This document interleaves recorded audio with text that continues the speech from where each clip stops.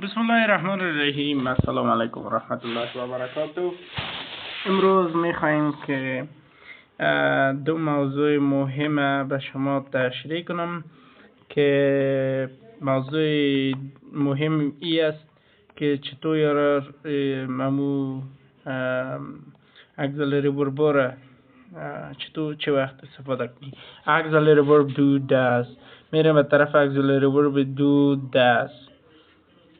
auxiliary verb do / does. ببینین در auxiliary verb do does قبل از auxiliary do does ما چی داریم؟ در اینجا یکی ما داریم do، یکی داریم does.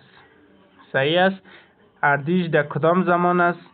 اردیش در simple present tense است، در زمان حال ساده است. در کدام زمان حال ساده است؟ در زمان حال ساده با سابجکت های جمع ما آی، وی، یو و ده دو استفاده میکنیم.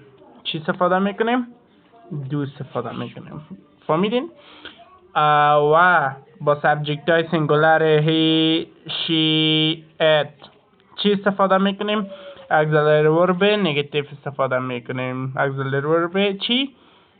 does با سابجکت های چی؟ مفرد استفاده میکنیم. این بود درس امروز ما. تا درس آینده شما را به خداوند یک تا